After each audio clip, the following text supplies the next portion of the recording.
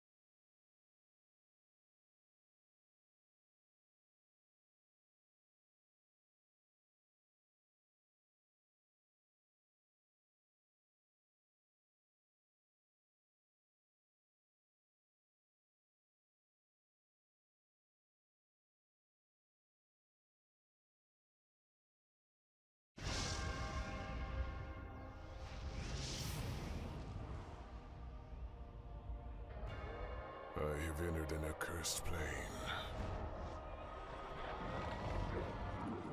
where even death is not absolute. A foul land where nothing seems right, where abominations run rampant, preying on a terrified populace. A fitting refuge for one as venomous as Liliana Vess. This consort of demons has damned me with the curse of the Chain Veil, and she will revoke it, or she will die. Should I prove victorious, perhaps I'll aid those who would stand against this darkness. But time is short, and I feel her curse consuming me. And my greatest fear is that I may relish the monstrosity I could become. Ascend into darkness. My bonds have compelled me back to Markov Manor. Painfully, it's clear this land is not as I'd left it.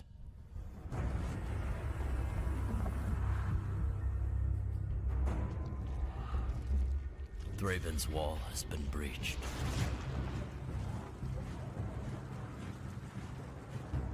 The balance I strove to perfect has been upset. My ravenous brethren cannot see the greater good. And once again, they wreak havoc, their hunger knowing no bounds. Humanity fights valiantly, but they are losing ground. Some go mad. Others, sensing the inevitable, give themselves freely.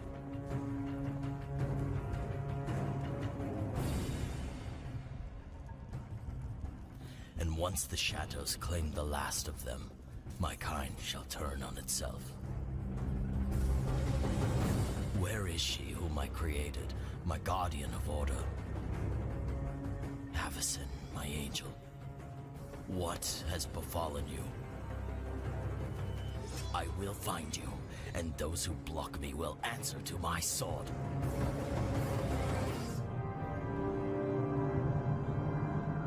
My demon master resides within this hell vault.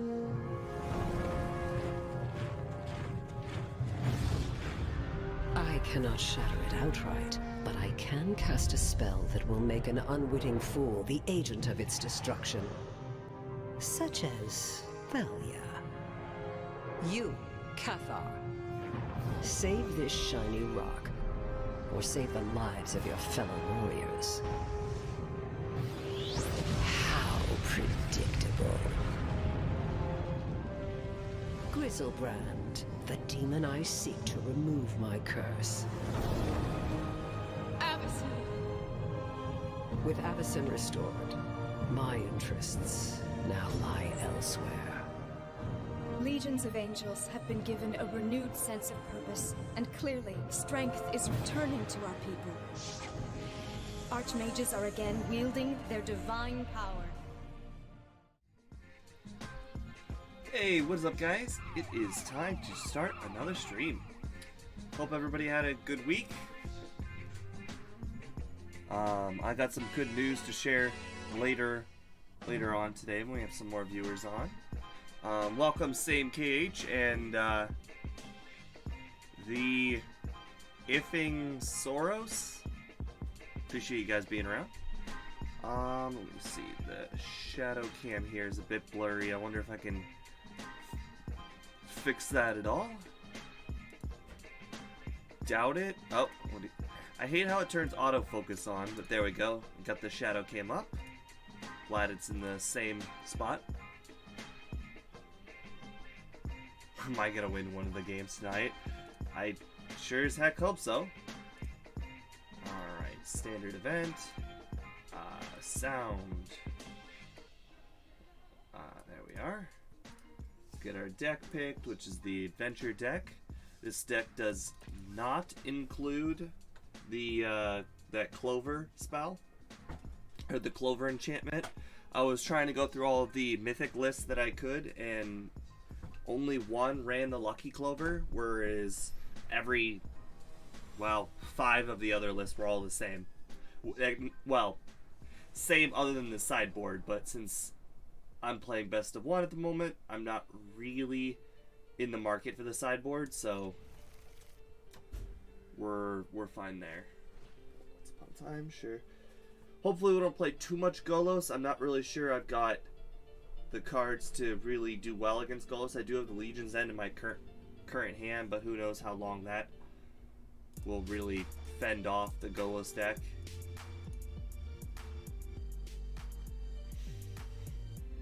But looks like A-Knight and Same are here, so the good news is that I ended up getting a job today. I had an interview for a job, and they hired me on the spot, and they accepted my offer of $31,000 a year salary, so got a pretty good job, and I'm really happy about it.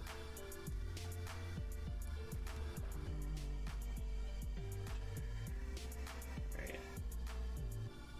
Not sure if I want to Foul Knight or order I think I want to order Midnight just to get some value here, and there's nothing in the grave to return.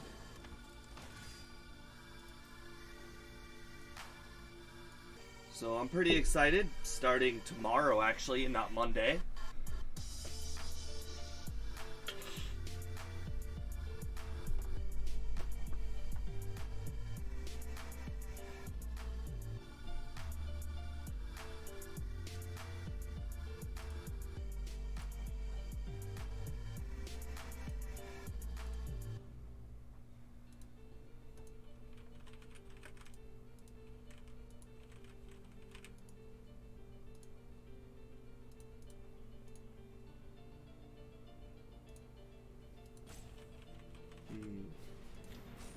Joust, okay.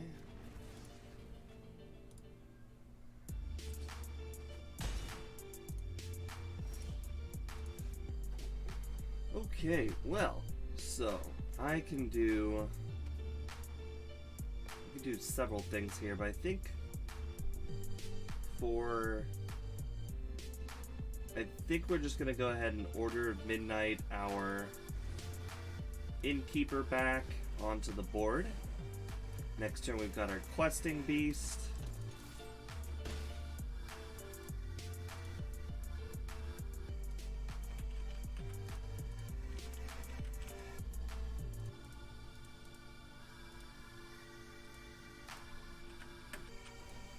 Worthy Knight, okay.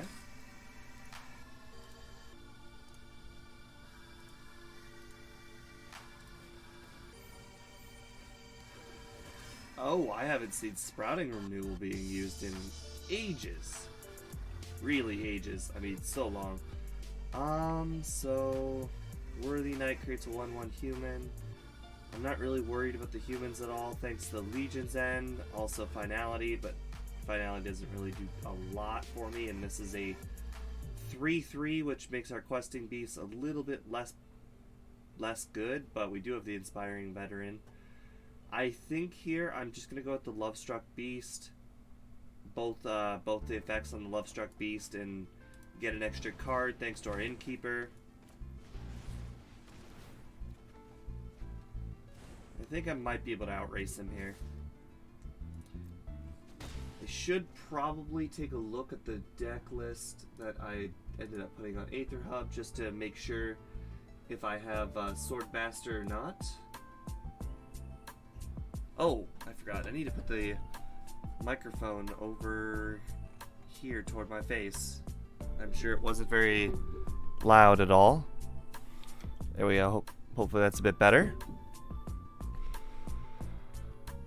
Alright, so it does not appear that the version of the deck that I'm using runs Swordmaster.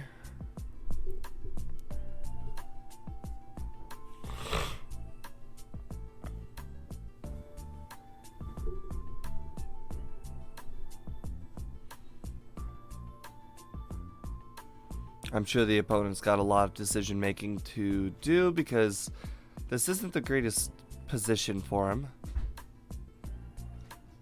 Icon of Ancestry, okay, so that's good for him.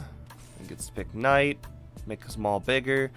I doubt he necessarily wants to attack into a Lovestruck Beast though.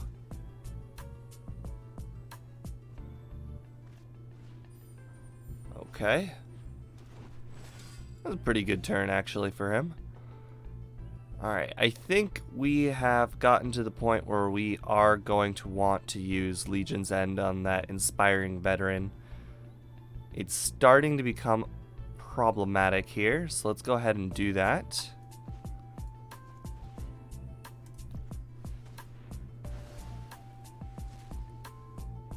Oh, what do you know? We got rid of another one. Sweet. Now we can play our Order of Midnight. Get an extra draw. Another Lovestruck Beast, that's nice. I'm not sure if I want to give him the... let him know about the Lovestruck Beast play or not. I think we're just going to go ahead and... I don't think an extra 1/1 is going to make all the difference in the world, so we're just going to go ahead and do that then. What does this do? Tap up to 2 target creatures and flying. Okay. Alright, so we're going to take quite a bit of damage this turn then. But there's always the chance that he uses Icon of Ancestry to draw instead of tapping my creatures. But I think he wants the damage, so he'll probably tap the creatures.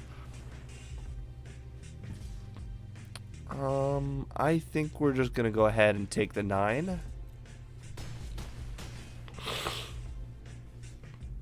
Rankle. Not gonna lie, Rankle does not feel very great right now.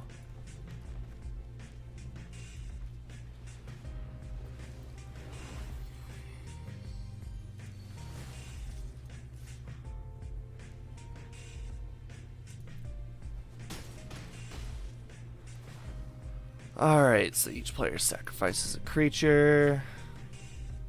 I can't really do the discard effect because he doesn't have one to discard.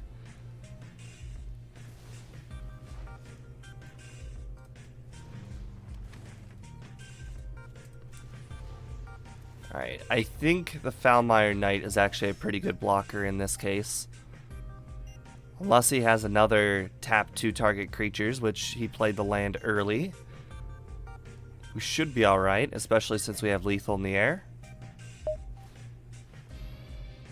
And he tapped his 3 different mana sources. Bold move there. But I assume it was the auto tapper that did that. But he whiffed, so GG there.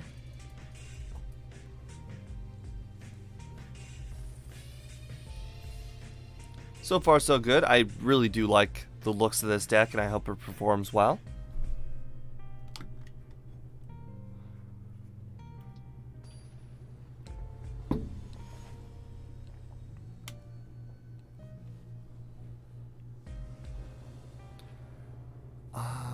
First turn Innkeeper, second turn Order of Midnight.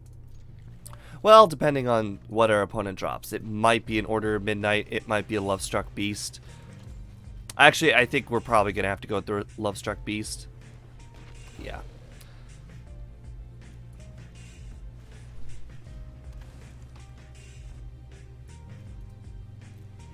Alright, I don't see any reason to attack or block, because Footlight Fiend will wipe our whole board. Cavalcade definitely puts a little bit of heat on us. Nothing I can do about it, though.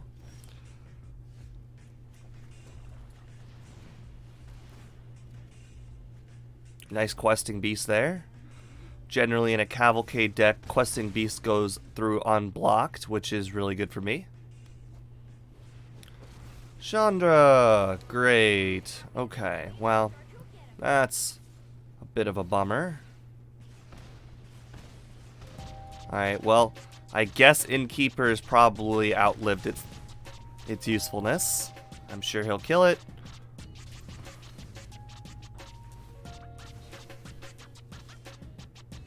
Okay, so go there. Now we got a choice between Questing Beast and Rankle.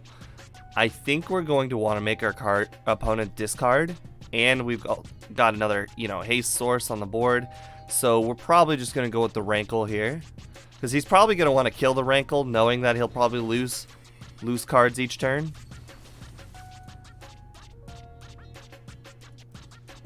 Is this is damage to player, right? Yeah, okay.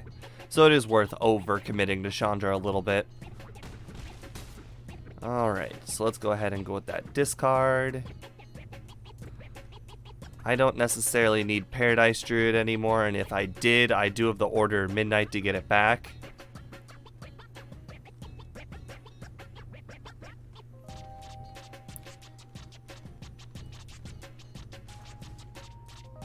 Alright, I guess we got rid of a land. The question is, did he need that land? Is Lucky Cover played in this version? No. No, it is not. I also should have considered the Questing Beast killing Chandra play last turn. I kind of was really focused on making our opponent discard.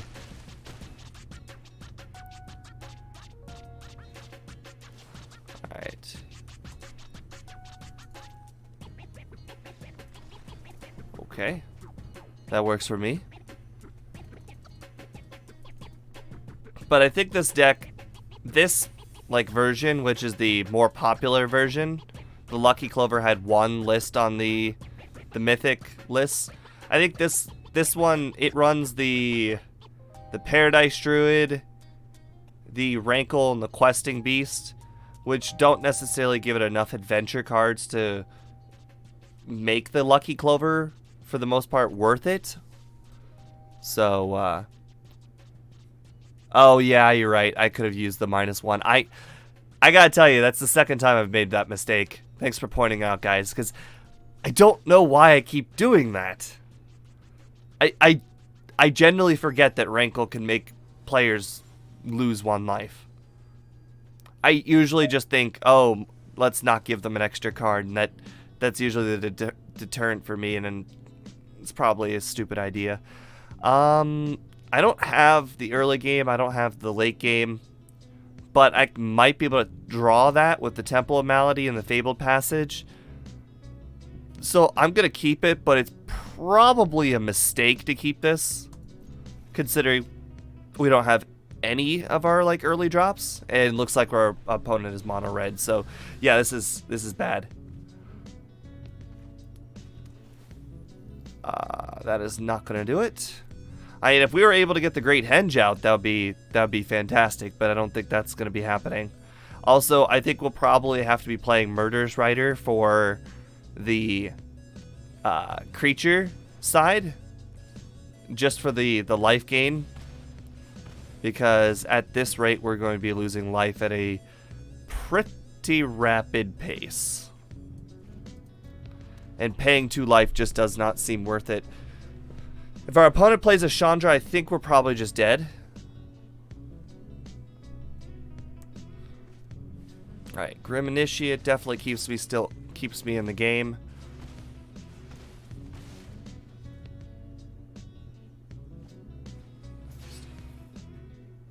Alright, Torch Courier. Alright. Well, we can hope our opponent doesn't have removal when we play our Murderous Rider. At first, I thought you could choose any mode from Rankle as many times as you want. That's funny. That would be ridiculous. Torban! No, that is bad. That is really bad. Yeah, we're just gonna go ahead and say good game here. Pretty good curve. I'm not sure if I would have won that one at all if I had a better hand or not. That guy just had the nuts.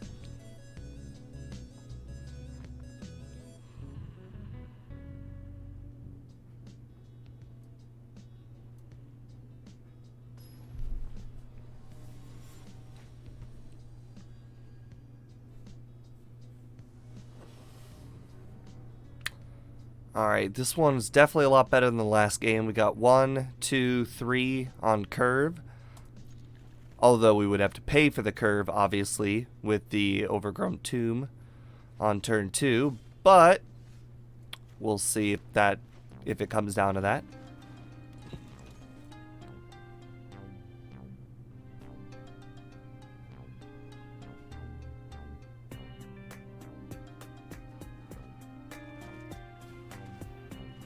So be it.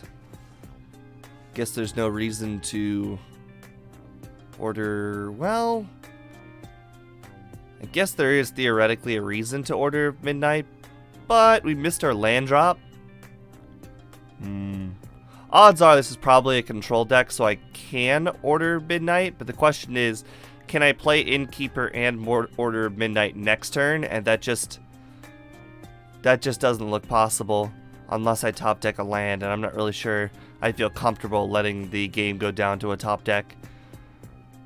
So I'm just going to go with the Fabled Passage here because it's a little bit more of a guarantee that we can get at least Murderous Rider on turn 3 if he drops like a Teferi or something. Devriel, okay. Gotta say, wasn't expecting Devriel.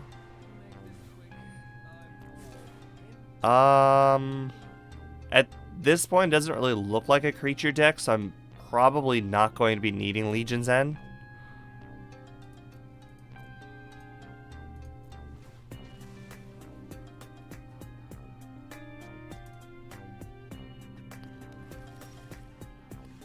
Ooh.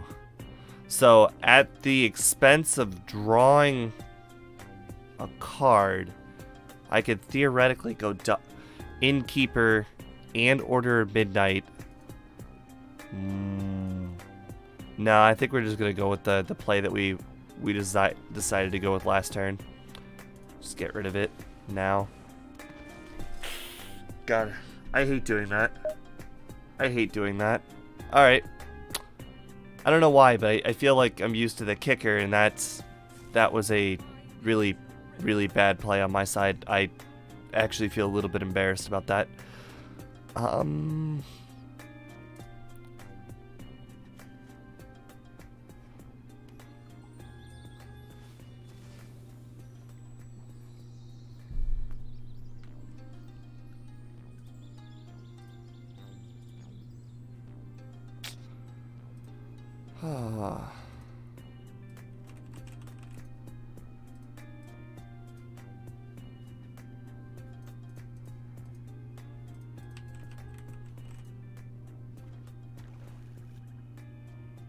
The cool thing is I haven't seen any Golos decks. That's a little surprising. I would have imagined Golos would still be pretty good, prevalent in best of one, and surprisingly it's not.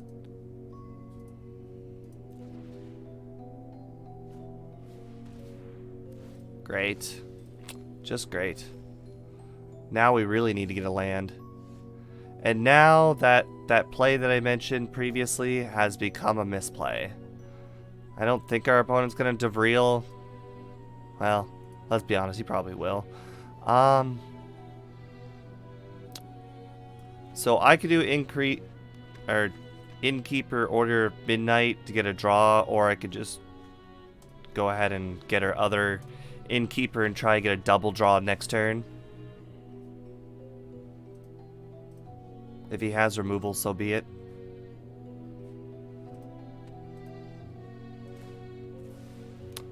Okay, not much I can do about that. I think at this point we are...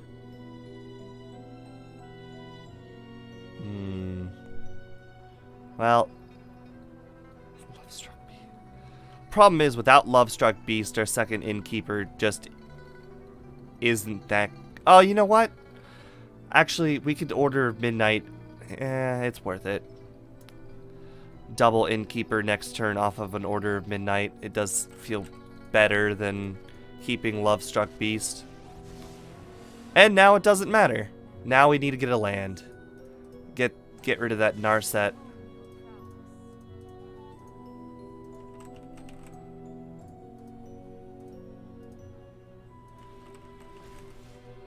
And missed land drop. That's fantastic.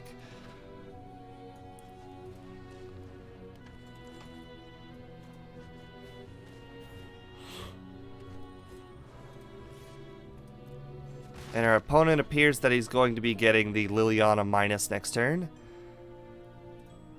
If he gets the land. Because let's be honest, we can't get a fourth land. Why does our opponent get to get 6?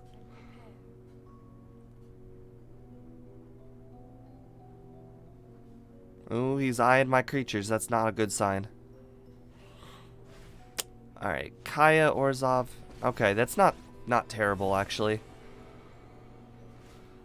Kills one of the Innkeepers. That's fine. Alright. So because of the Great Henge top deck there, we're actually going to go ahead and play our Questing Beast. I'm going to miss our land drop, but that's alright. Or, I mean, miss our extra draw with Order of Midnight. I'm really hoping to get a land here, but if he Lilianas and we lose our Paradise Druid and Innkeeper, we're not going to be able to get the Henge out on early enough. Alright, Teferi Time Reveler doesn't seem to be going to be doing much, since the Questing Beast is just going to kill it. He's probably going to put the most expensive card back into my hand to prevent me from making as many plays as possible. And of course we got our land drop there, which now prevents us from our great henge play. Don't get a... Alright, well, unfortunately it's just nothing I can do about that. Still got to do the plays that I had to do before. I'm sure he's been waiting on his Liliana's 6th land for a while now.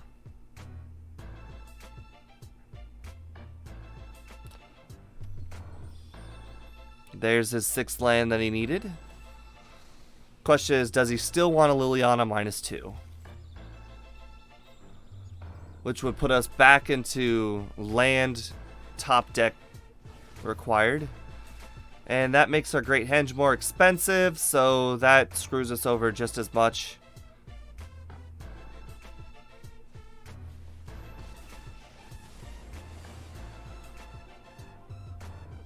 Neither of those are 1-drops that the Kaya Orzhov Usurper could possibly kill.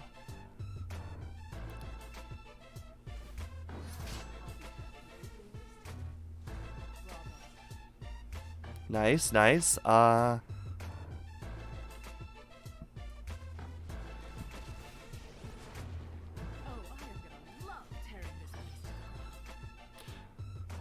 So I'm going to use the plus here.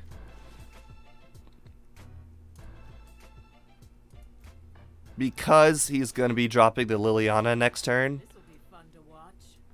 And this brings our Vivian up to 5. Also, it makes our Great Henge a little bit better, but not that we're going to be able to use the Great Henge. The Liliana is now... Or, I mean, it's a problematic situation. From outside the game, what do I have? I have got Cavalier of Night, Massacre Girl, Brontodon. That does not feel very good. Murderous Rider, however, does feel pretty good.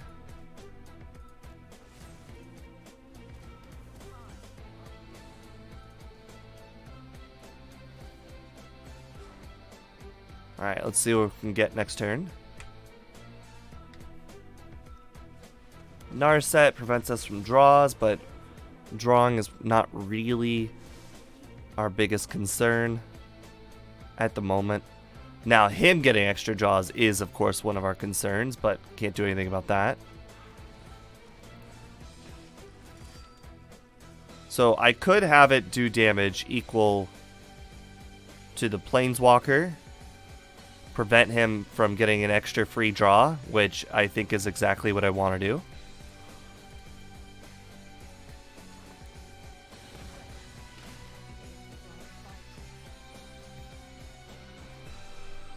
Because right now it does appear that he's in a pretty bad situation considering he missed the draw with Narset last turn. Yeah, that's what I thought. So now I can do the plus on Vivian to make the Murderous Rider that much better, to kill the Narset in one hit, get our Great Henge out.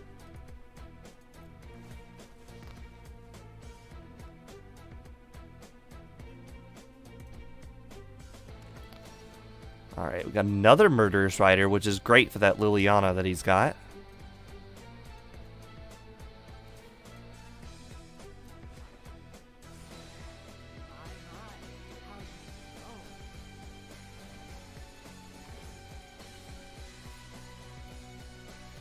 Alright. Feels pretty good. I think we have definitely made the comeback that we needed to.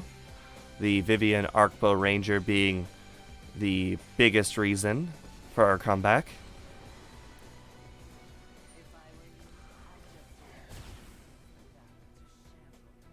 So be it. Unfortunately, I don't have enough black mana to do... Oh, okay, well that's a bit of a bummer. But we're both going to be in top deck mode now, it looks like. I don't have enough black mana to... Oh, well, that's perfect, actually. I was going to say, I don't have enough black mana to kill the Liliana and play the Murderous Rider in the same turn. But that top deck of Questing Beasts definitely saved me. And now I'm able to hold up Murderous Rider. Feels pretty good about that. Rankle would have been a nice card to draw as well. Really, any creature. Because Great Henge gets so much value in the late game thanks to that. And I can only assume our opponent didn't top deck what he wanted. Yeah, that's alright. I guess he'll probably take the D-Spark.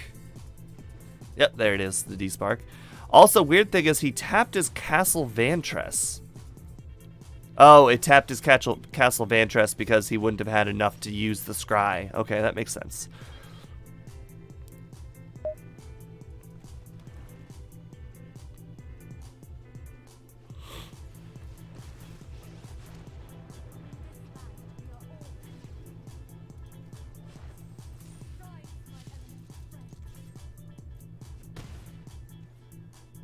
In fact, I think I don't really need to do anything from here. Just let it play out.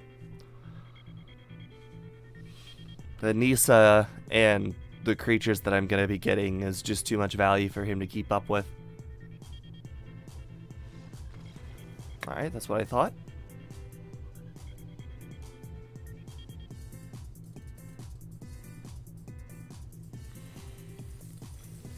Alright, not bad. Some packs, Mastery Orb. Alright, don't really need the Talisman. We've already crafted one of those. And I guess it's never a bad idea to have extra land. Not really sure any case I'll need 4 of that, the White Castle, but you know, can't complain about it.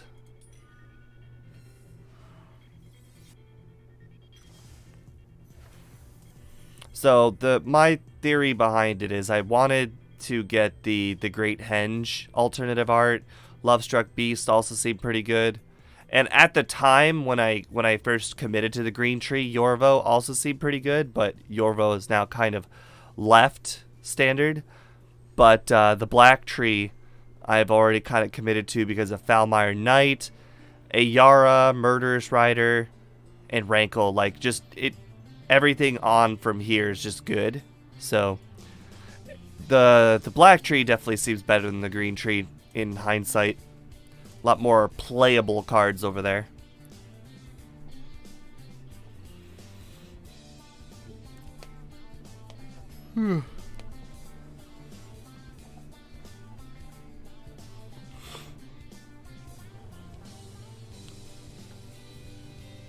Alright. I'm not really sure I want to use Foulmire Knight on turn 1 here, especially since I'm going first and I've got 2 Legion's End as removal. So I'm going to go with the Fable Passage and try and get myself a green source. Green source also helping with Vivian. Alright, that's a good sign. I made the right choice. And now we get to Legion's End that and take a look at what we're playing against here.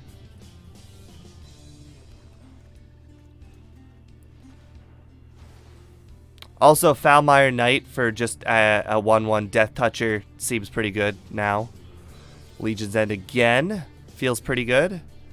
I could also play the Foulmire Knight. It doesn't appear that he's got a whole lot of good removal. I mean, he does have the Shock. I think because of the knowing he has the Shock, it's probably better if we play the Lovestruck Beast token, but I don't see myself wanting to ping myself for 2, so I'm just going to go with our Temple of Malady and get rid of that Steamkin. What can you do with Tree? You already have these cards. Don't get it, I guess. What do you mean by Tree? I'm not familiar.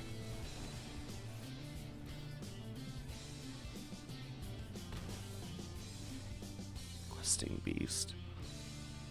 Slaying Fire does 4 damage, so the Questing Beast is not really a huge concern of ours. The Lovestruck Beast, is out of the Slaying Fire range, so I think it's probably worth the ping of 2. And Lovestruck Beast is able to block, regardless of having a 1/1. It just can't attack without a 1/1, which I haven't seen it be fall for yet, but there is always the possibility that an opponent falls for it. So it looks like our opponent's going to be trying to get that Slaying Fire play off on us, which I don't really feel like I want to worry about, considering got the Vivian Arcbow next turn, killing the robber. So if he doesn't use the Lovestruck Beast for value now, he's not going to. Okay, he played it without playing the 1/1, which makes sense because it costs green after he uses it. I'm just going to go ahead and do this.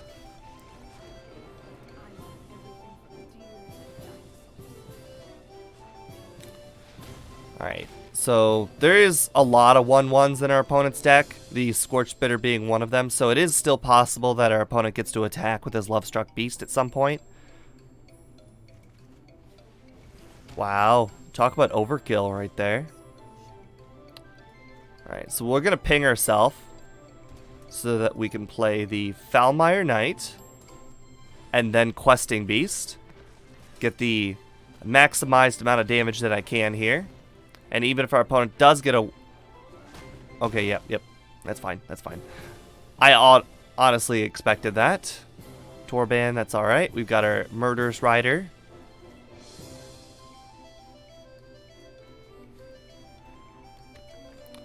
I know I keep pinging myself, but it is going to pay off.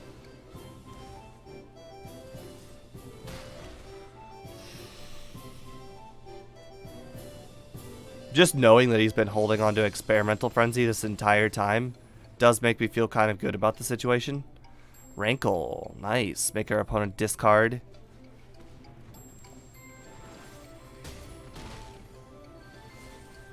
Did I do my math wrong there? I don't understand how I got to -3 from that. I thought he had 11, and I was doing 7 damage. That doesn't seem right. Whatever. I think he may have just quitted. Yeah, he concede. So, does conceding in the middle of a play make the math go wonky? Is that just something that happens now? Doesn't seem like something that should happen.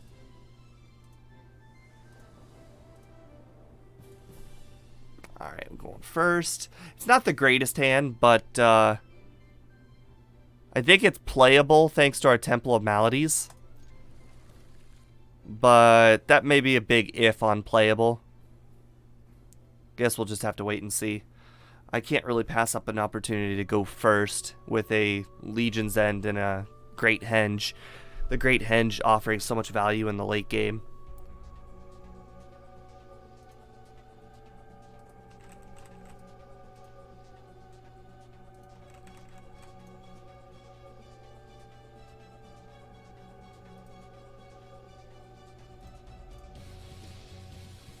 Although it appears that our opponent has not shown up. Okay, there he is. Murderous Rider. I've got the Legion's End. Maybe I want something else.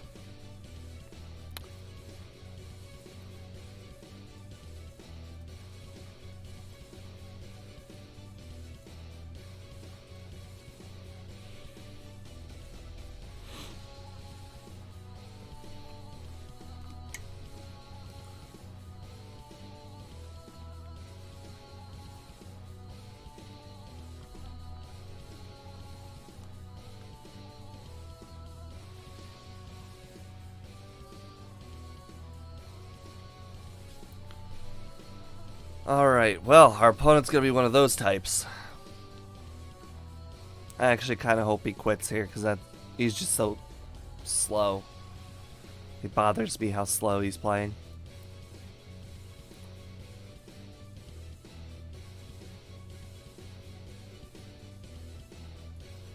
Hey, looks like the cat's moving a little bit. And of course course, we drew land, because why wouldn't we draw a land? And then another land. Feels like Magic is kind of annoying that way sometimes. Maybe I should have kept the Murderous Rider knowing that that land was coming.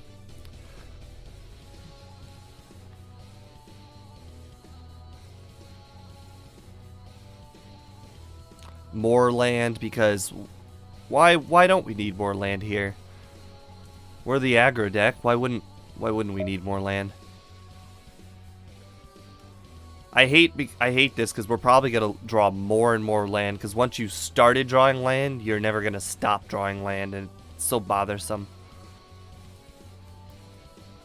And I think our opponent is playing the Arclight deck, which is really good for our Legion's End. I almost don't want to play the Legion's End on Tomebound Lich just because of how... Oh! Bond to Revival. Well, that changes things.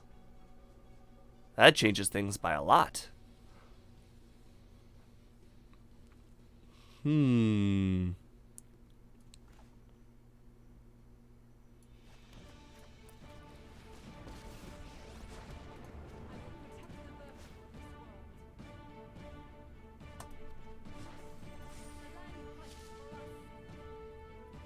Alright, so we've got a Great Henge next turn for real cheap. Probably should have considered doing the Temple of Malady there just to help myself avoid... Okay, I'm not gonna lie. I hate when opponents do this. I can get that back with the find, so I feel more worried about the draw and then discard than anything there. Wow. That feels...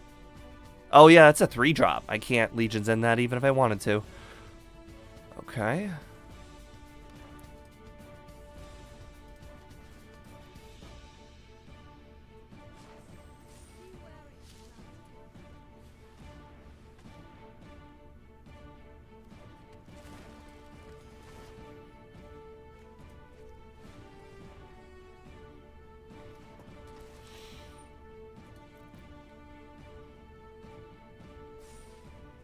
Nice, nice.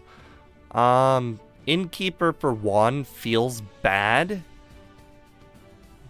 But I think we can go ahead and do that after attacking. I assume he'll block with one of the Tomebound Liches, because why wouldn't he?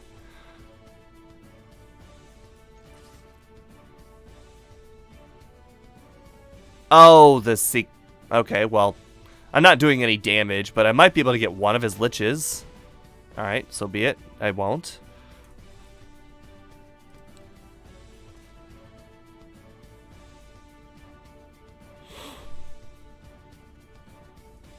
I definitely have an opportunity to do a lot of value here.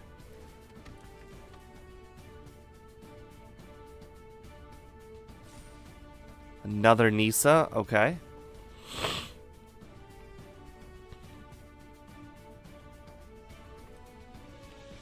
He's got the Drakuseth in the grave. Now the question is, can he get it out? And the answer is yes. Yes, he can.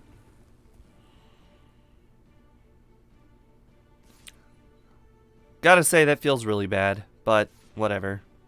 Stuff happens.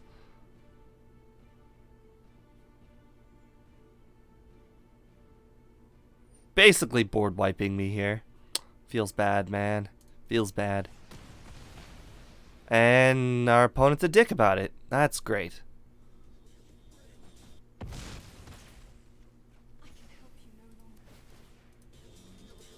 Gotta love people who are good sports like that.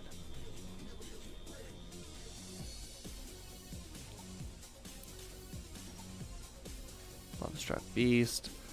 Not really gonna do me a whole lot of good.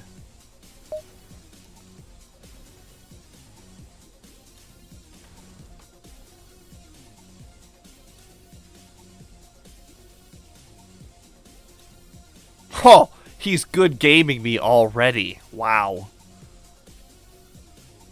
Good for him.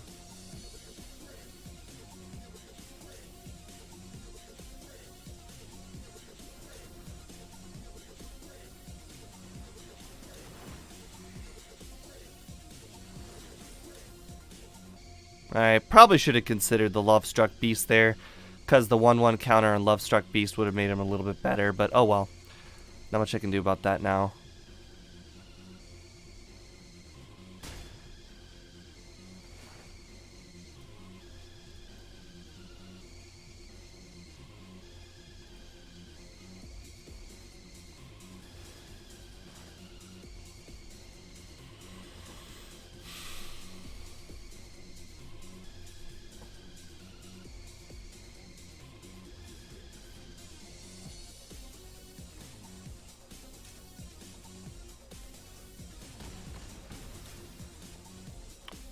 I'm not sure I want to play this one all the way through. I don't really see myself having an out here. Especially if he has another way of getting Drakuseth back. But I guess Murder's Rider definitely has a way of... Alright, so we've got 4, 5, 6. Those BMs, though, they're getting stronger and stronger by the opponent.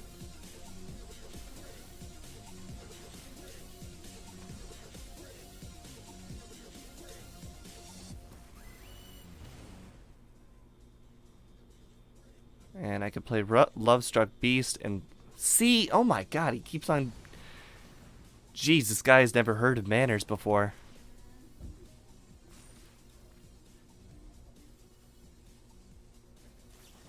Sure. Okay. I mean, now more than anything, I want to get this Nisa, or like, if I really want to get stuff this Nisa down his throat. Okay, well, there's another Drakuseth. Oh, I'm just dead. Okay, well. Still doesn't feel great. So our opponent saw 3 Drakuseth and 3 Bonder Revivals in the top half of his deck. It just doesn't seem like I stood too much of a chance.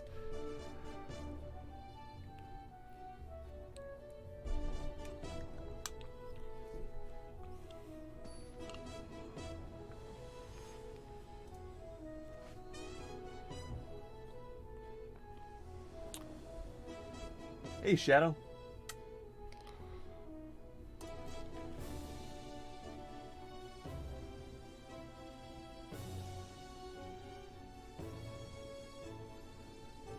Well, that is a lot of black mana in my hand. Probably gonna need to start with our Fabled Passage. Wait until the opponent... Oh, our opponent did a double mulligan! Well, that makes me feel a little bit better about the situation. Feels a little bit better about playing Foulmire Knight for 1. Oh, okay. Well, now I see why our opponent kept the hand. Order Midnight on 2 doesn't seem terrible. Especially since it looks like our opponent's probably playing UG Flash. And if our opponent is playing UG Flash, then we want to get the damage out as quickly as possible. Meaning Midnight Reaper is better than Foulmire Knight in this situation.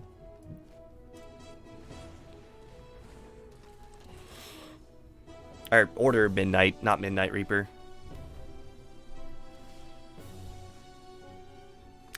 Well, that lack of land drop definitely does not help me.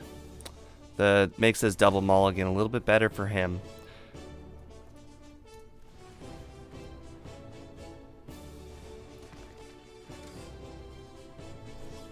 Alright, I assumed he'd play a Cutthroat or the 2/2 with Reach.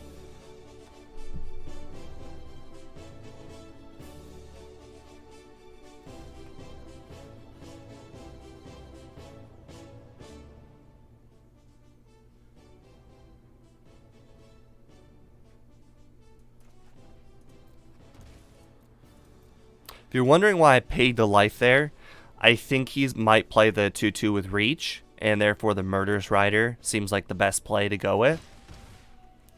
But we are in race mode, and he might try and outrace me overall. Spectral Sailor. Okay.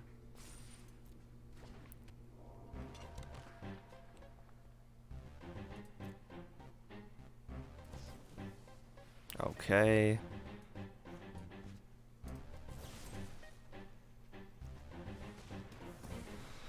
Alright, feels pretty good getting value out of the Murderous Rider without it being countered.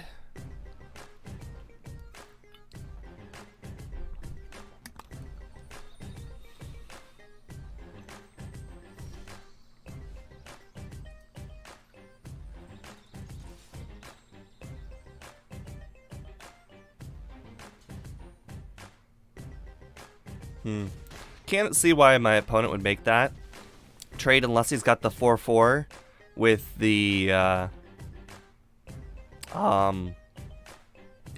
4/4 that makes other wolves.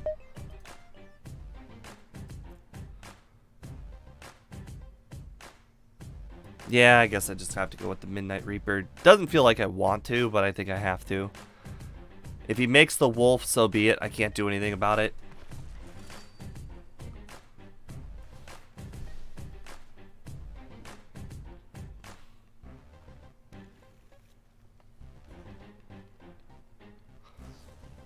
Okay, so Cutthroat is not terrible. Preserver is not terrible for my situation either. Like, it's not great, don't get me wrong.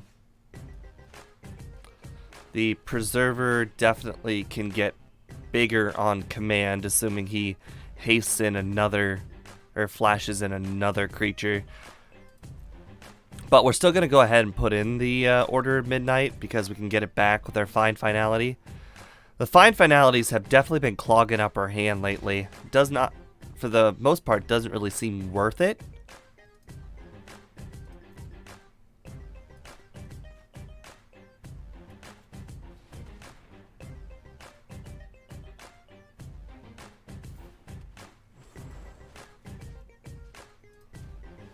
We're going to go ahead and let him counter that.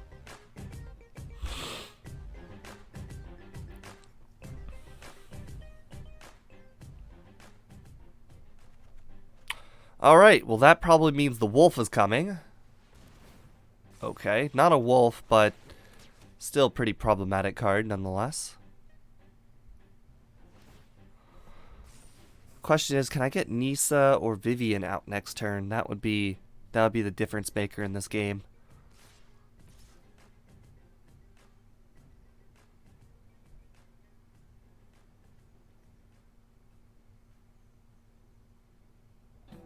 We definitely want to keep the Paradise Druid because of our Vivian Arc Bow. So we're just gonna have to go ahead and take the whole amount of damage.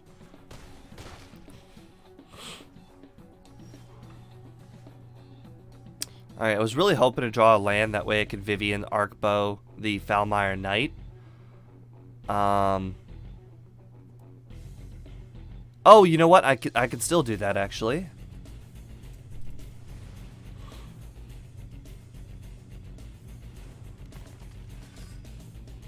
Alright, well, I'm sure he's holding onto a counter, but I really just do not have another play. If he's got the counter, so be it.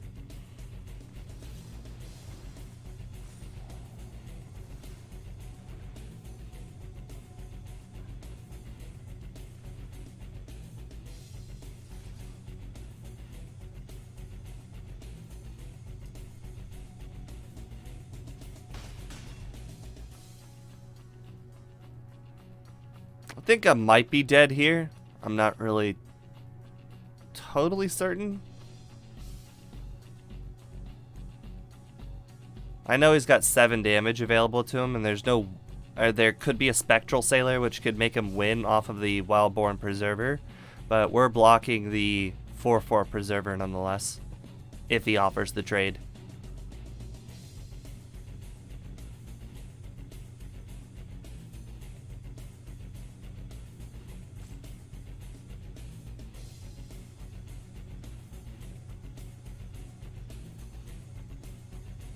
Theoretically, I guess I could block the Cutthroat as well. That would make it so it needs to do 4 pumps with the Preserver, not allowing the Spectral Sailor to be a win, and getting rid of the biggest threat on the opponent's side of the board. I think that is going to end up being my play here.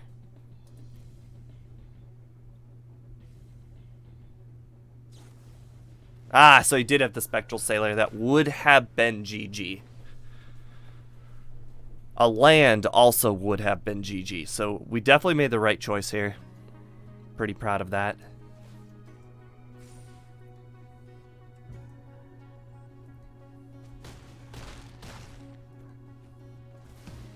I still have no way of actually dealing with the Spectral Sailor killing us next turn.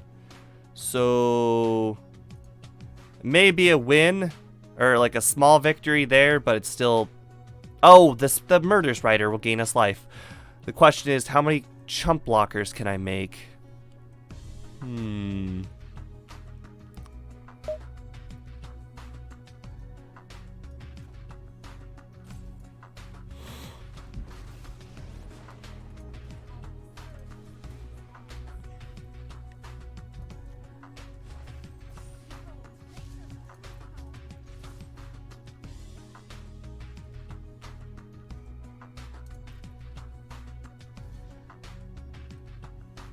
Well, we got rid of the big underlying threat.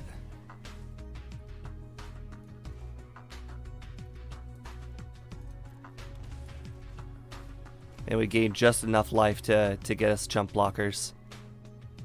So, does not look great for the opponent. I think I played this perfect to a T. Or, well, as best I could. There was also some plays that were not so smart with the fine just for Foulmire Knight, but I think that I did the best that I could with the resources that I had. All right. I feel pretty good about that one, though. I don't feel a lot of people would have came out of that with a victory.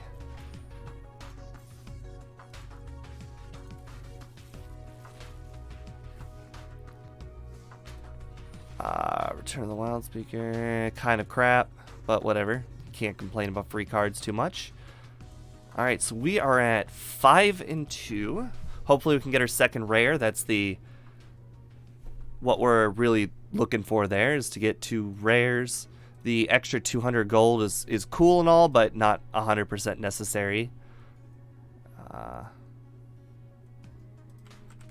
Sorry about that. Doing something on another monitor at the moment.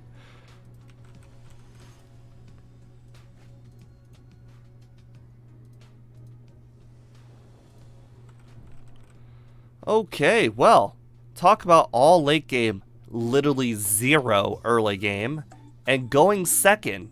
This one is a hard pass.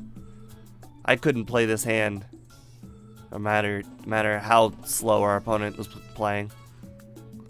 Alright, that one's much better, but still not like a ton better. But we do have our Innkeeper on turn 1, followed by double Foulmire Knight draws on turn 2. So that's good.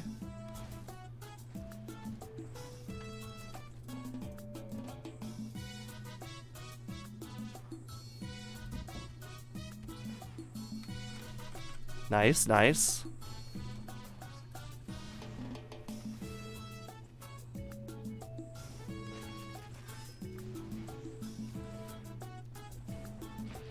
Well, I was really hoping to get a land, but I guess the game had a different... Wow. Seriously? Who still runs Cry of the Canarium these days? Oh, well, I guess it does make sense with all the Golos decks, but still not that widely played of a card. There's quite a few better ones out there. Nicobolus Dragon God! That's fantastic. Okay.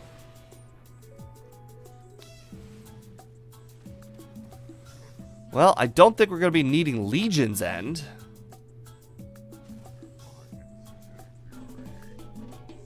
No land. Okay, so I guess we're just going to have to play the Murderous Rider.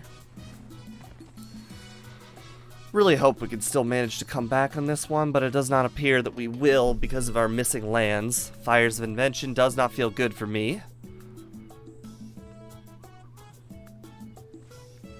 Chandra! Woo! This just gets better and better.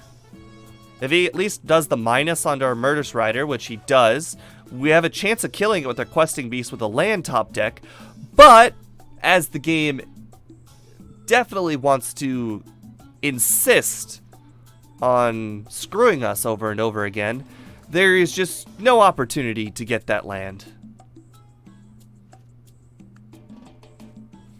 Narset, yay!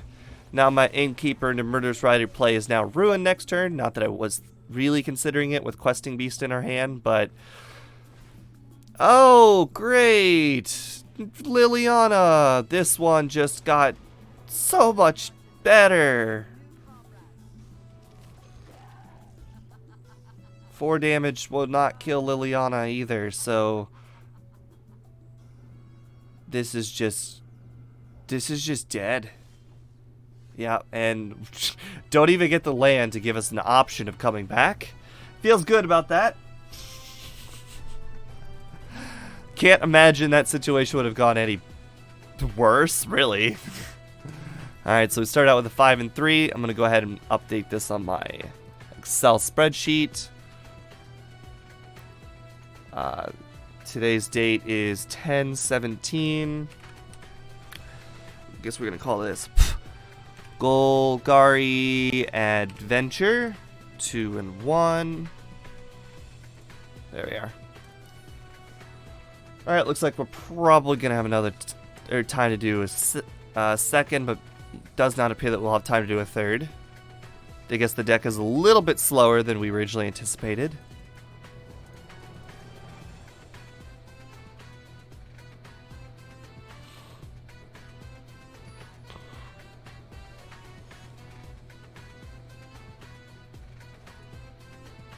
Oh, what do you know? They actually added channel points. Introducing channel points. Watch MTG Reinventor, earn channel points, unlock rewards, get started.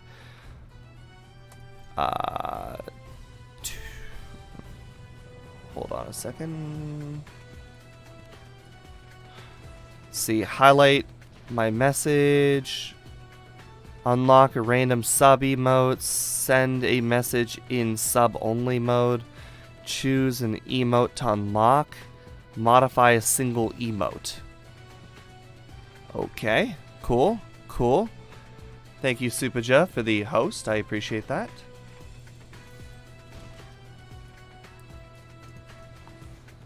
Already doesn't feel like I'm in the greatest situation because seeing what our opponent's colors are, most likely we're going to get hit by a board wipe of sorts next turn.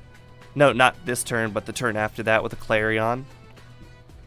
But I'm glad they've added channel points. That's really cool.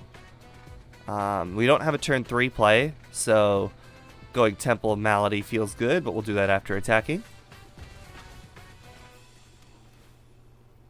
Rankle definitely feels really good. Now we got the choice between Questing Beast and Rankle next turn. If our opponent drops a creature, at least we get an option of killing it. Narset. Oh, that's a great Questing Beast kill card. Fires! Yay, because this one was getting better and better, the matchup.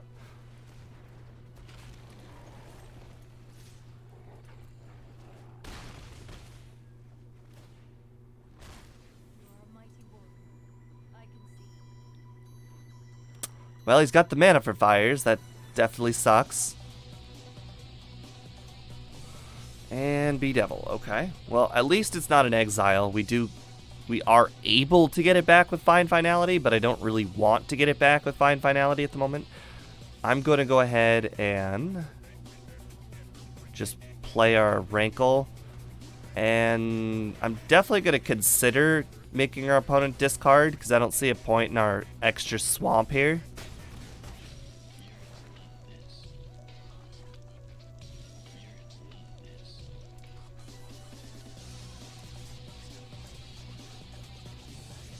So we've got the Murderous Rider just in case for next turn. Dumped a land, probably has another.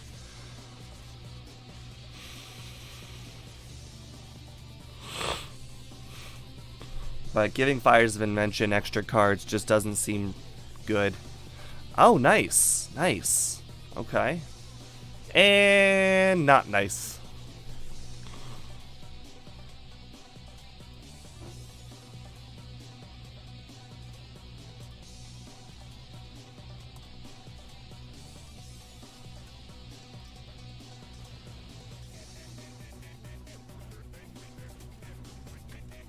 Alright, so we may not have lethal next turn, but Questing Beast and Rankle having haste does feel pretty good at least.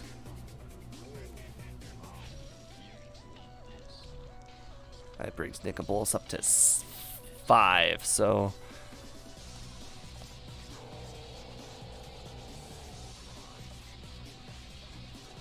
Okay. This one's still winnable then.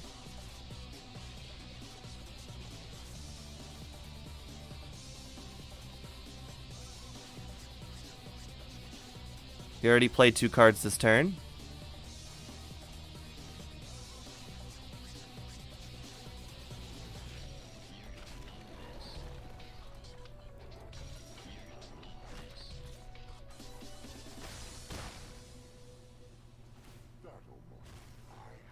Okay, so we have exactly enough for lethal with Rankle next turn. Fae of Wishes, that's not great. He's going to grab that card that gets rid of a land, a creature, which is going to put me in dire need of top decking a land in order to play our Rankle. Or he might grab something worse. I can't think of anything worse at the moment. Oh, I was wrong. There is absolutely worse. Plane-wide Celebration is definitely worse because of the life gain.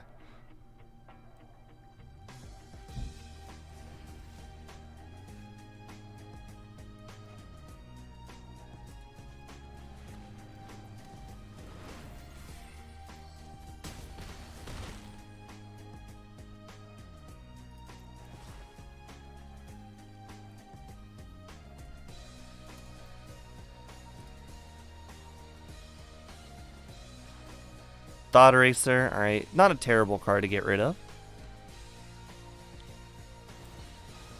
Okay, that's something at least. Great. Can't catch a single itty-bitty break. Yep, that's just dead. I did the best I could. I made my opponent discard twice. I lost cards that did not affect me, really. That one just could not have gone better for me. Or, well, worse. Well, no, it could not have gone better for the opponent. I've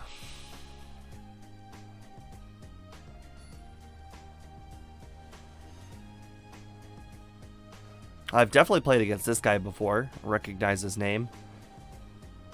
Oh, great. Great. Missing a black land. No guarantee of a black land coming anytime soon. So far, Find Finality has been the absolute worst card in this deck.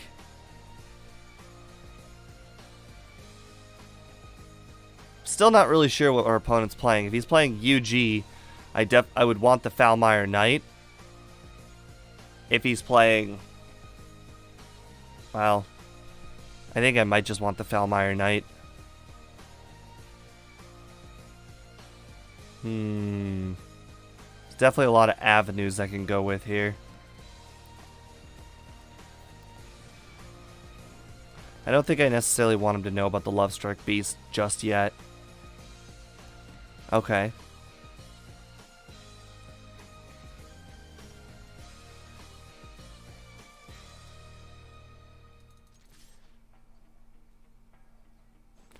Alright, no second black source for Murderous Rider next turn.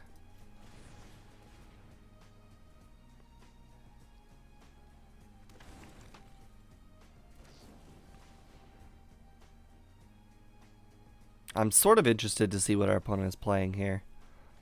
I'm curious if it's Arclight.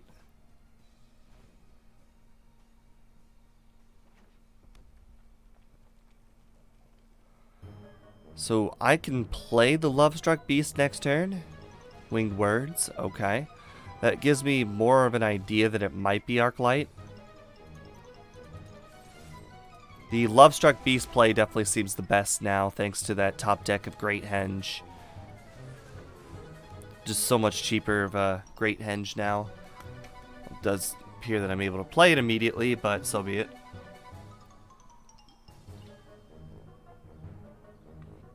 Doesn't appear that I can play anything from my hand, actually.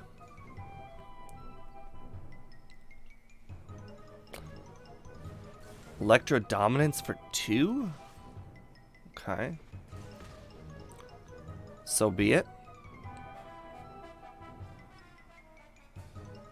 Gotta say, haven't seen Electro Dominance played more than once before. Well, the Fable Passage would have gotten our Great Henge mana, but oh well.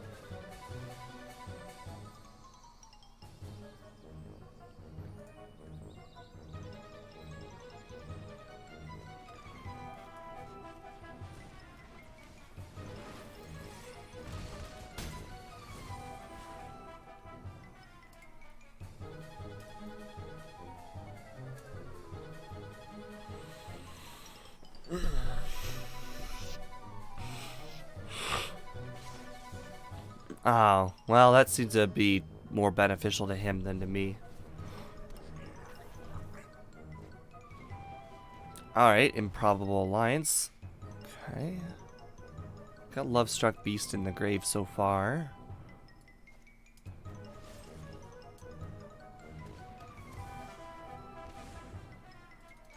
I don't think I want to discard anything at the moment, but it does feel good making our opponent lose more cards. At this point, I'm not really sure if Great Henge is going to be playable. So I'm going to go ahead and get rid of the Great Henge. That might end up being a mistake. I guess we'll just have to wait and see. I could also do the -1 life thing, because that brings him down to 6, which means if he doesn't play something, I can do a lethal next turn with our Rankle. So maybe the draw a card thing is also useful.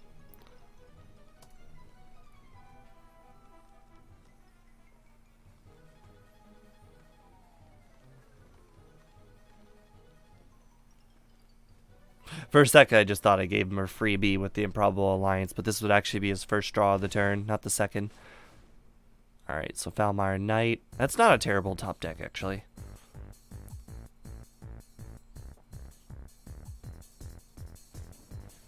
Rawl's Outburst, okay.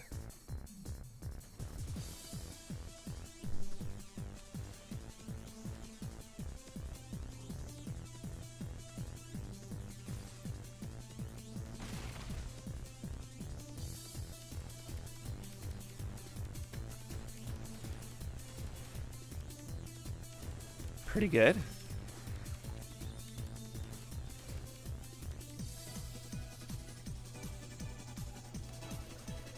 If you're wondering why I'm going so far wide, it's because he's only at 4 life, and it just feels like when he's pretty much going to be guaranteed to draw or get a 1/1 flyer next turn, going wide is pretty important.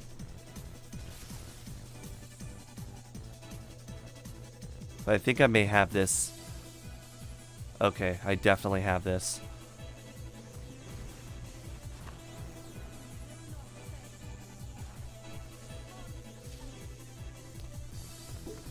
Whew.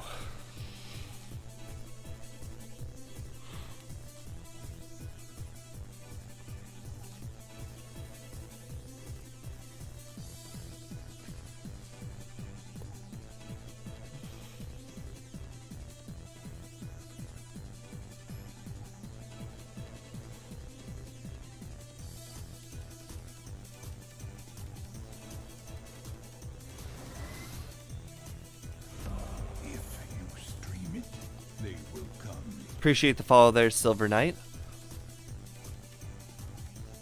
Alright, looks like we are at Temple Malady on turn 1. If we're playing against UG, we're going to be at quite a disadvantage. Going second with a pretty slow hand. And the Questing Beast is great, but it might be a little too late in the game. Okay, so we're actually playing against that deck. Alright. We got 2 Legion's Ends, which actually help greatly in this matchup. Alright, Fable Passage doesn't really do me a whole lot of good. I assume our opponent just ramps a little bit further here.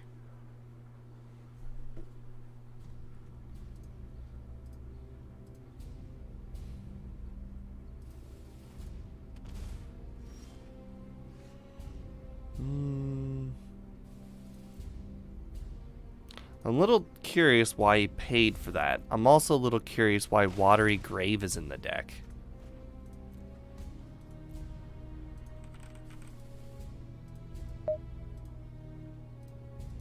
Maybe this isn't Golos? Oh, it is definitely not Golos. Okay, well, little surprised. I have literally no idea what this deck could be. Maybe it's another invention deck. Although I don't know, it definitely appears to be Field of the Dead. Just a weird version of Field of the Dead.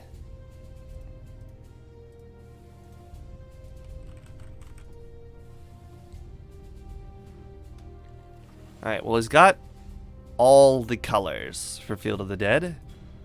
Luckily, we've got Questing Beast and Legion Zens up the wazoo.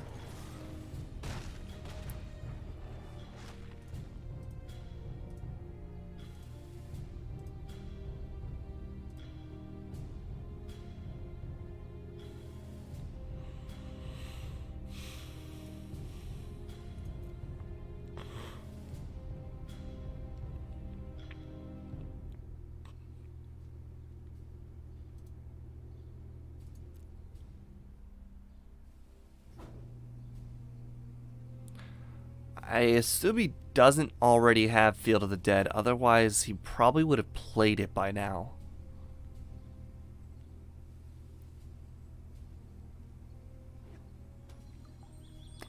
Yeah, probably would not have played Fable Passage there if he had the Field of the Dead. Agent of Treachery, okay. Not gonna lie, that definitely feels pretty bad.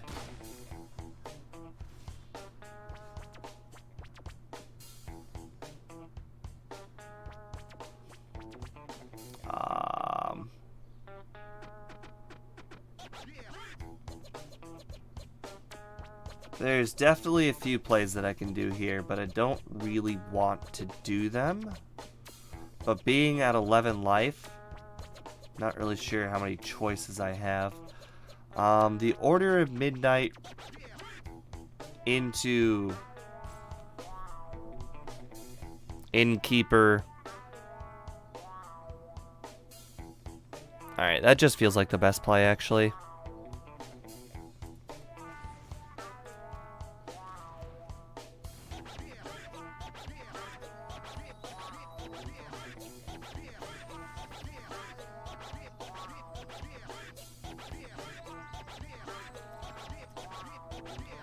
I'm mainly doing this to have flying damage. And also for a draw. Vivian Arcbow definitely is a fantastic card right now. I assume this actually get trades for the Agent of Treachery, and I'm not really sure I want it to, but I feel like I'm not really in the position where I can not do that.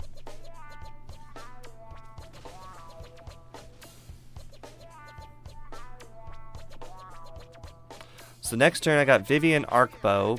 Oh crap, that's a misplay because I could have death touched the Questing Beast with the Arcbow. Yeah, feels bad on that one.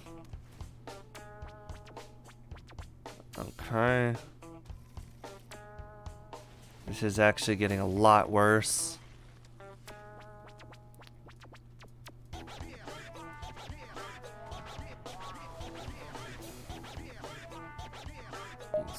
Okay.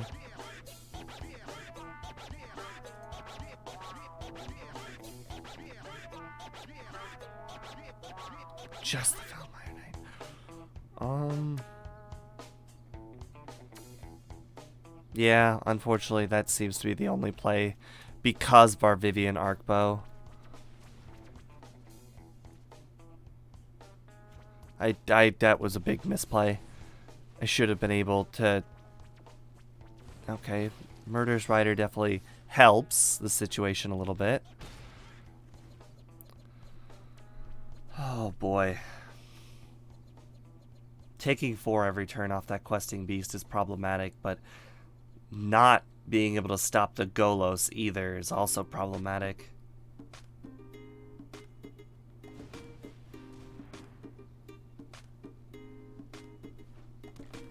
And then he gets a free Golos play.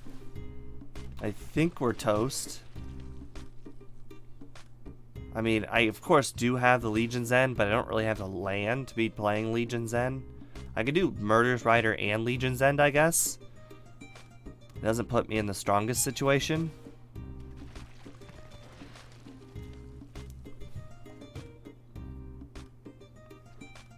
Wow. Quadruple Field of the Dead. That is something. Now I definitely have to make the Legion's End play.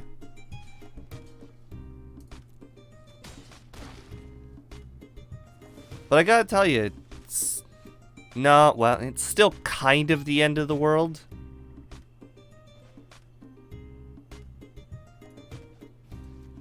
Because, I mean, this breeding pool just gives them 8 damage, you know, to the face, which is not something I can afford. Maybe I could go with my own questing beast, because then that kind of forces them to trade, and I've also got another 4 damage that I can do next turn.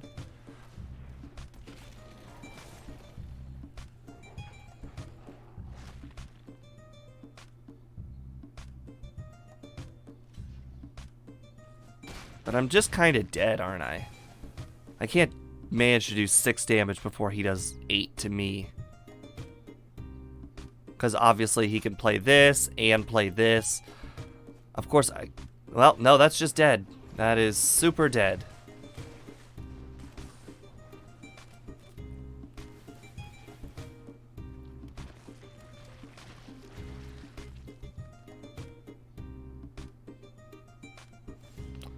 And this is why they're going to be banning Golos, because I managed to have that game, for the most part, under lock and key. And, you know, the Field of the Dead just takes me out of the equation, despite being in the advantage seat the entire game. I was 1 step ahead of him.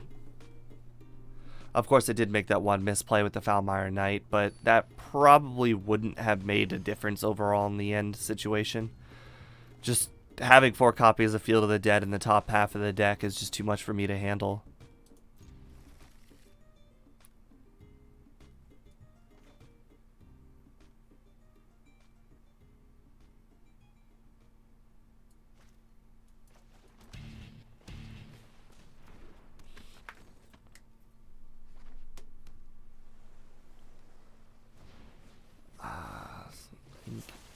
Okay, so Innkeeper,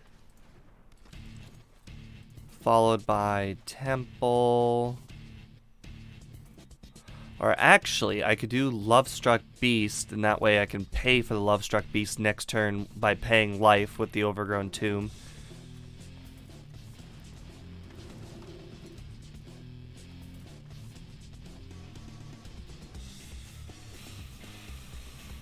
I think this is going to be that self-mill Arclight deck. Yep, definitely appears to be self-mill Arclight.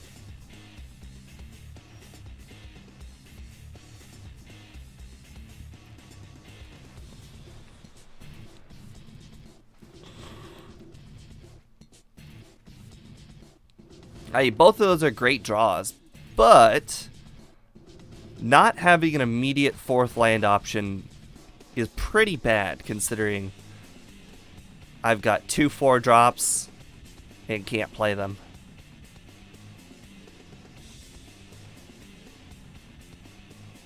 Alright, no Arclight in the grave so far. Looks good.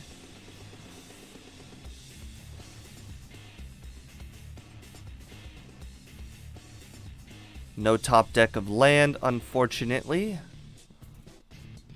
I think we're just going to have to keep on being in the aggro seat here, despite... Wrinkle probably does not do the job for me right now. Making my opponent discard might actually benefit him. A little bit, at least. But, I mean, my play here is probably Questing Beast anyways. If I get a land, I can do Great Henge into Questing Beast. That would be appreciated. Oh, well, that would have made my Legion's End a little bit better. Alright. Alright. So that's card number 2. Still no Arclight, although there is now a Jace in the deck, or in the grave. Opt. So definitely no Arclight. Murderous Rider, okay. Alright, we did not get a land. However, I think Nissa Shakes the World might actually be the best play here. Hold on. 5, 6, 7, 8, 9, 10, 11, 12, 13, 14. Yeah, we had the win. Okay, never mind. Then our best play was Questing Beast. Actually, we may have had the damage already on the board.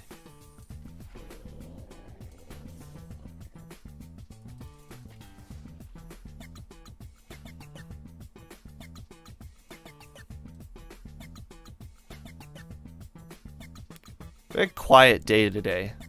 I know I haven't done Thursday in a little while, but I would have figured more people would have shown up. Then again, it was the same situation last Thursday.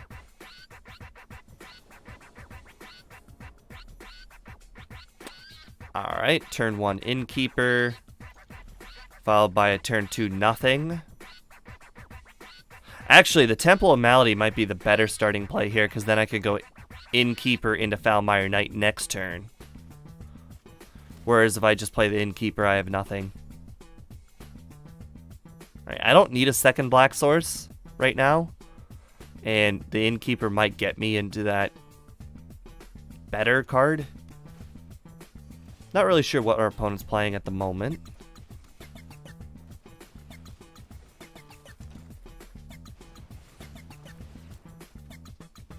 Legion's End definitely feels good. Although, I don't know if our opponent's actually going to be playing any creatures. Okay, well, we're playing against Esper Stax. I do not actually have a play here. I could go with Foulmire Knight, I guess. I don't really see myself getting a draw off of the Foulmire Knight being the better play at all. Alright, so we've got Fable Passage into Questing Beast. Tune Foretold, okay.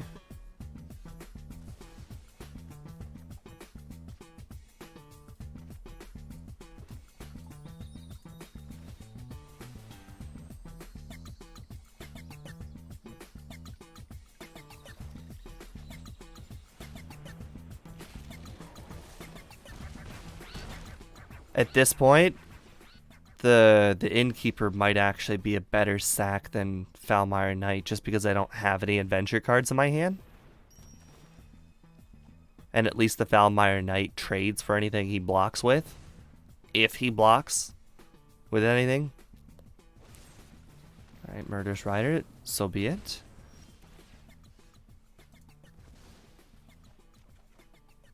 What do you know, another Innkeeper anyways.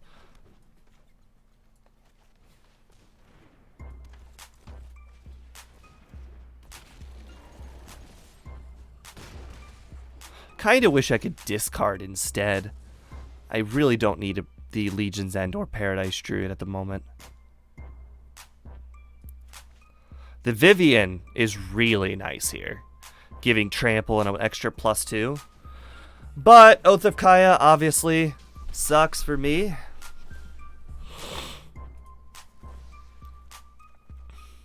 Lovestruck. Oh, nice! Lovestruck Beast allows me to go into my my Vivian play.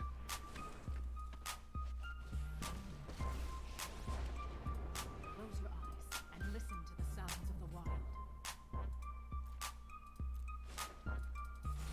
We're fit enough to survive. Alright, even... Well, there are still bad scenarios here. He could kill my Questing Beast, I have to sack the human, and then I don't really find myself in a situation where I can attack him at all. So there is still outs for the opponent. Yep. That on the Questing Beast. Oh no, actually. No, we win. Yeah, he just gave me a haste creature. Oh, non-token. Okay, okay. Nice. Sweet. I'll take that. I keep forgetting Doom Foretold does not allow you to sack tokens. Alright. I think this is just gems. Yeah, I've got everything in that pack. Ooh, at least it's 40 gems. That's nice.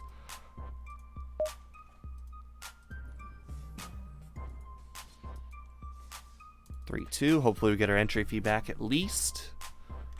Feel like we should at least go on a small winning streak here.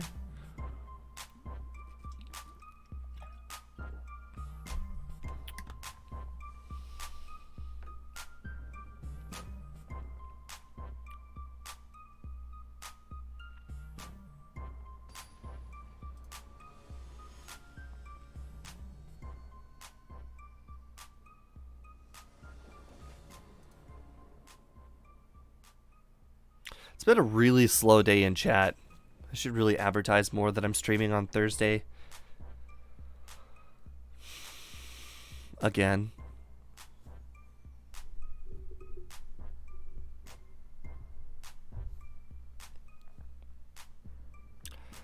Alright, so we've got our Innkeeper on turn 1. Well, at least you're there, Sir Nomenon.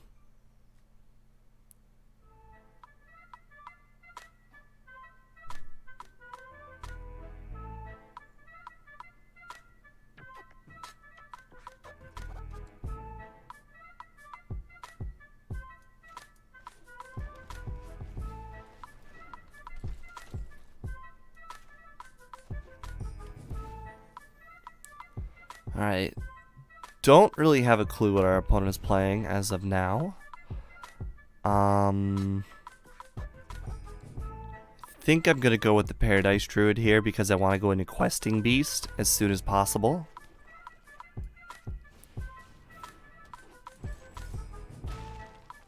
Alright, so we have a next turn Questing Beast. Curious how useful it'll be. What kind of matchup we're playing against right now. I really don't want our opponent to be playing a blue source of any kind. Alright. Blood Crypt makes me feel a little bit better about the situation. I think we're playing against some sort of Fires deck, most likely.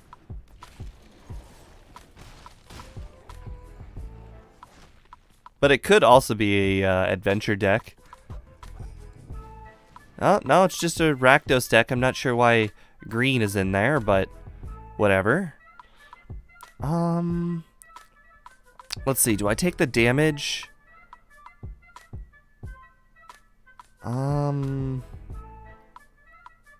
think maybe I hold up the Murderous Rider, actually. That might be the boldest play. I think we're going to hit him up with the Murderous Rider, though. Because right now, I feel like the only situation that really stops me is if he gets some sort of jank combo that can stop all my creatures on the board for some reason. And Rankle is a nice hit to the face, while Murderous Rider allows me to continue hitting his face. Alright, perfect. That's a GG right there.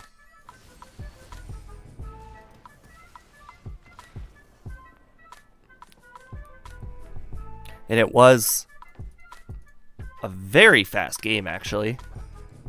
But it's okay to say GG there because our opponent was tapped out and we know there was no way that he could have made a play after our Murderous Rider.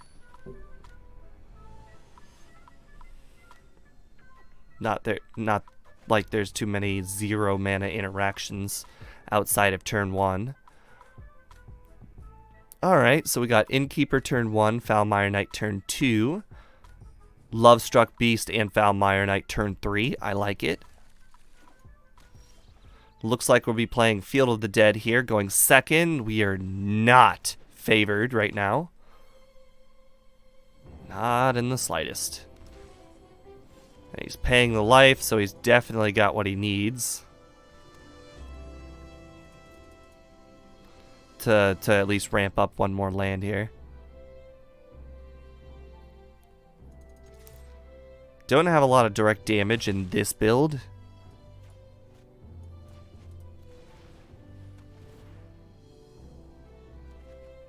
The other build, however, does have that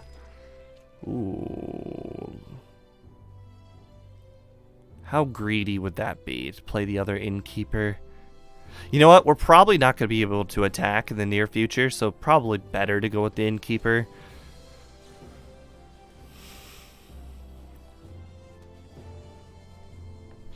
I might still play the Lovestruck Beast without going with the 1/1 effect, just because I'm going to need the 5/5 out as soon as humanly possible.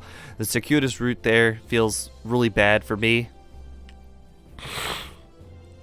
because I'm not going to get to be attacking his face much longer, and I don't have my removal.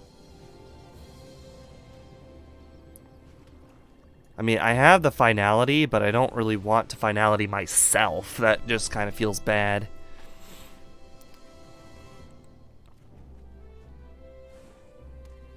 And I don't have my creature, or my, what's it called? I don't have my questing beast or the rankle, which could go over the Field of the Dead tokens. Oh, that's unexpected.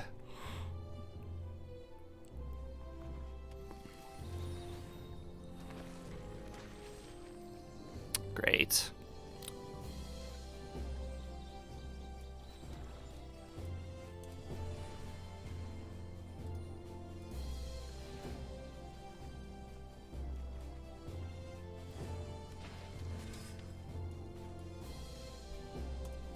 We have nowhere near triple green for Vivian Arcbow Ranger. We did get our Legion's End, so that is at least something.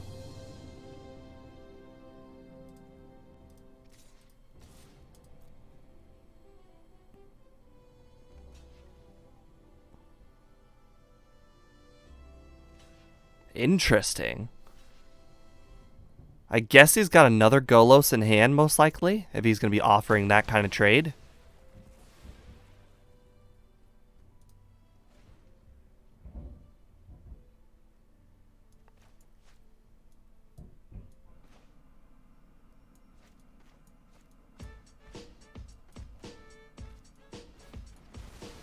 Oh. Okay.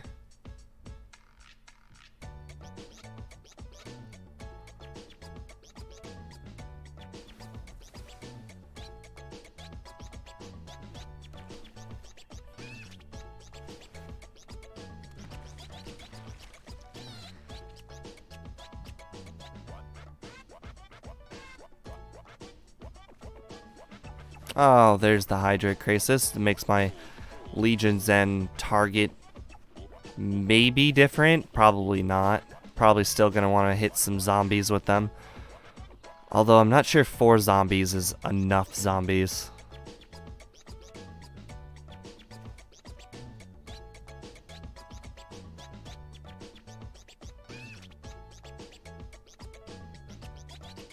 Man, losing those double innkeepers really hurt.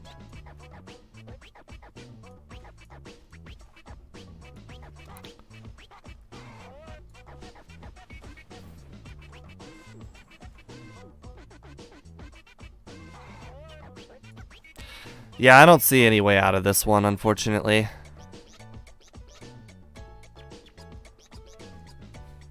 Yay.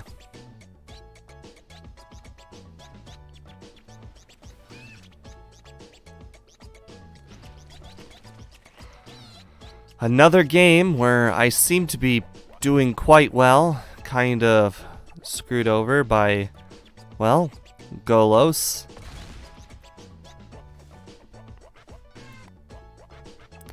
I mean, Arcbow can't kill the Hydra Crisis, only the Legion's End can.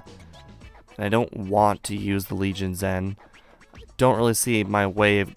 I don't really see a Murderous Rider anytime soon, looks like, so... It just feels bad all around. There just doesn't appear to be an out. Nope. No, I don't want him. Nope. Nope. Okay, even Finality feels pretty bad because I still can't kill the Hydra Crisis. It at least allows me to go into the Lovestruck Beast, but...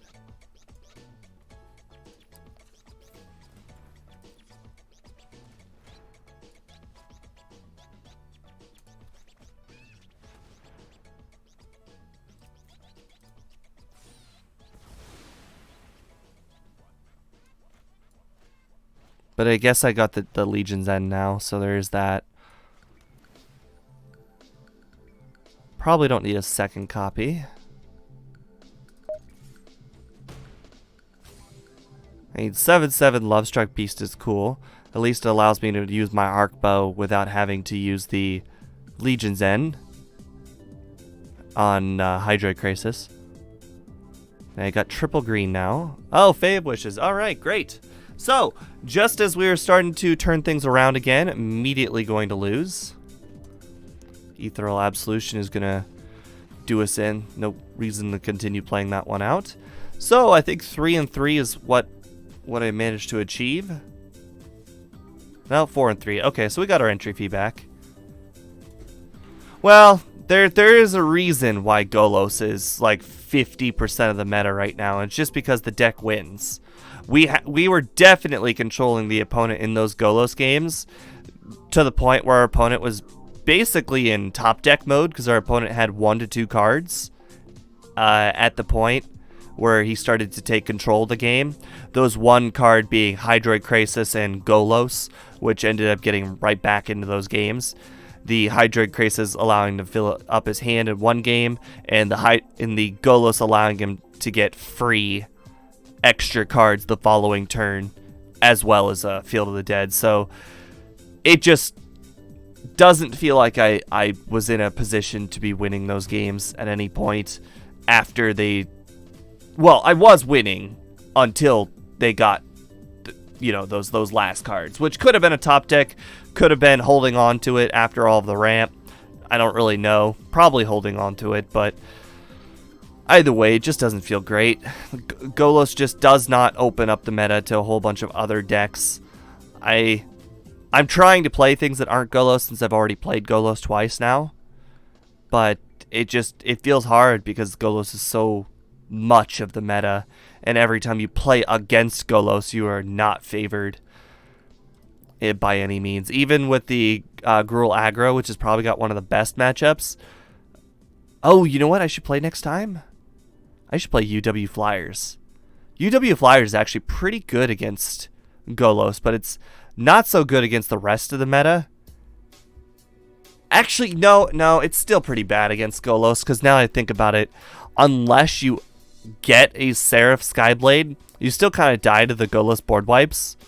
I haven't been hit by a Golos board wipe yet, if you start looking at a lot of the more professional builds as of late, I would use Aetherhub as, being an Aetherhub streamer and all, but Aetherhub doesn't have the Mythic Invitational decks right now, and if we take a look at some of the... Oops, not that one. Not that one either. Alright, if we take a look at some of these Golos lists, we've got 2 Realmcloak Giant board wipes. Okay, just 2 there. That's not bad. Usually they're running 4. We've got 1 Time Wipe. Ooh. Interesting. 2 Realmcloak Giant. Hold on a second. Maybe UW Flyers is a good matchup. 3 Time Wipe. Okay, well, that one's not so great. A matchup. 2 Time Wipe. And a Realm Cloak, so 3 board wipes. Well, it's not terrible. It was 4, like a consistent 4. And our Seraph allows us to at least go beyond 1 board wipe.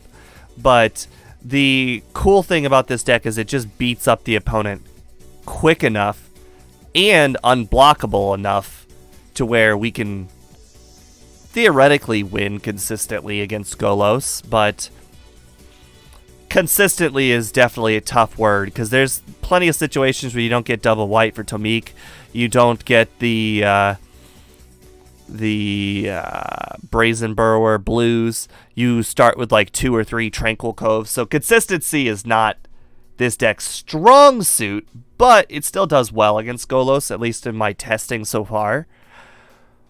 In best of 1, in best of 3, the deck just falters horribly. It horribly falters, but there's not much I can do about that. I'm probably going to play this one tomorrow, and maybe I'll consider playing this on Saturday's tournament.